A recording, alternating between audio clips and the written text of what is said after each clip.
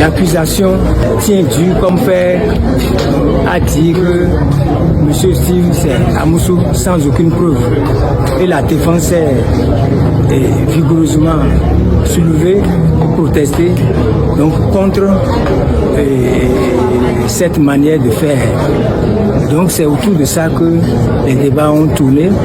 Et puis bon, le président, prenant acte de ce que les débats sont terminés à ce niveau, donc a renvoyé à week-end, c'est-à-dire au lundi 14 avril, pour les réquisitions et plaidoiries.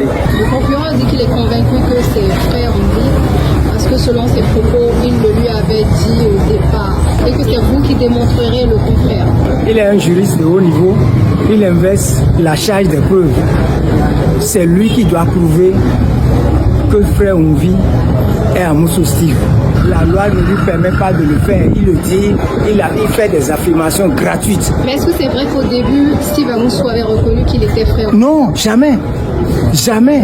Parce les avocats, non, les avocats, il le dit. Les avocats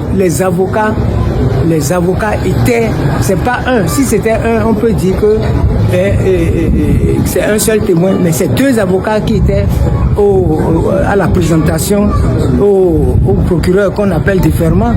C'est deux avocats.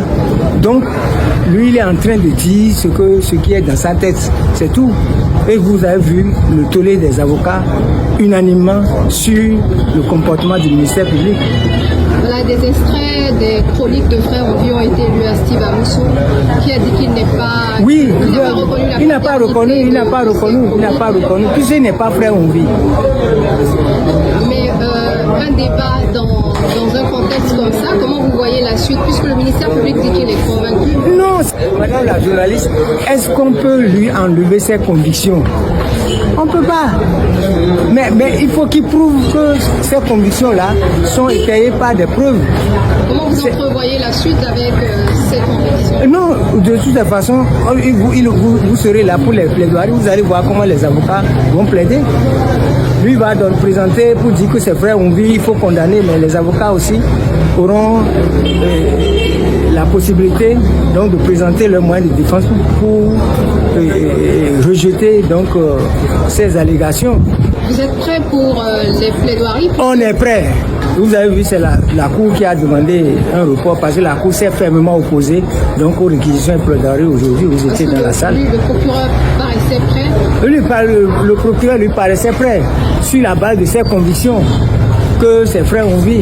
Donc la Cour a dit non, que c'est pas, qu'elle n'est pas prête à recevoir ces réquisitions.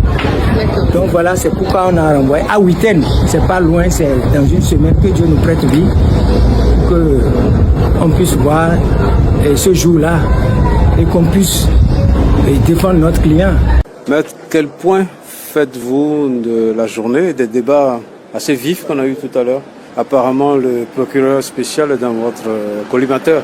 Absolument, parce que un procureur doit instruire à charge et à décharge. Or, celui que nous avons en face de nous dit qu'il a la conviction que Steve Amoussou est le frère Oumvi. Il n'a aucun élément, mais il part de sa conviction, ce qui n'est pas le rôle du ministère public. Les juges peuvent dire que leur conviction c'est cela, mais pas le ministère public. Il instruit à charge et à décharge. Pourquoi vous n'attendez pas pour le démontrer pendant vos plaidoiries? Non, parce qu'il l'a déjà dit, que lui il a la conviction que Steve Amoussou et le frère Oumvi constituent une seule et même personne. À partir de ce moment-là, il n'y a plus rien à dire de son côté. Or, il n'apporte aucun élément, c'est la première chose. Deuxièmement, il renverse la charge de la preuve. Ce n'est pas lui qui recherche les preuves, mais il demande à Moussou Steve de faire la preuve qu'il n'est pas le frère Oumvi, ce qui est antinomique à nos lois. Nous sommes dans une procédure accusatoire et non inquisitoire. Nous ne sommes pas en Angleterre. C'est à eux de prouver par des preuves manifestes qu'il est le frère Oumvi. Il n'y a rien dedans qui le prouve.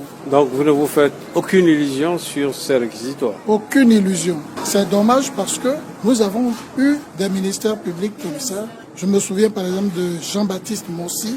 Quand il constate qu'il n'a pas d'éléments, il dit tout de suite « j'arrête les poursuites parce que je n'ai pas d'éléments probants ».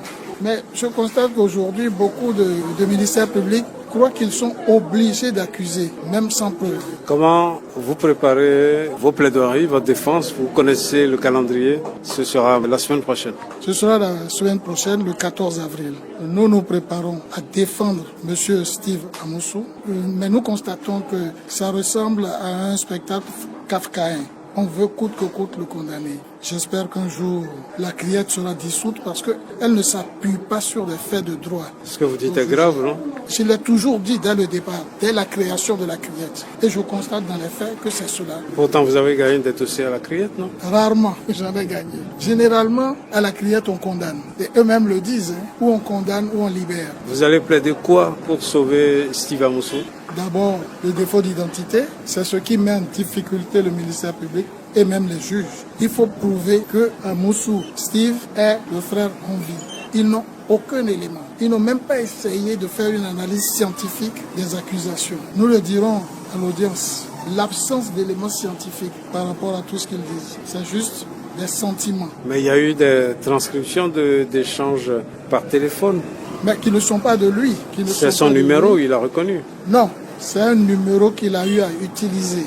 Mais en ce moment-ci, il n'a pas de contact avec ceux qui ont dit que c'était lui. Et ceux-là n'ont pas été invités à la confrontation éventuelle devant les juges ici. Ils sont en prison ou ailleurs et on leur soutire les éléments. Cela aussi, c'est une irrégularité. Il y a tellement d'irrégularités que nous allons souligner dans nos plaidoiries que même s'il est condamné, et il y a de fortes chances qu'il soit condamné, il en restera quelque chose. Merci, maître. Merci.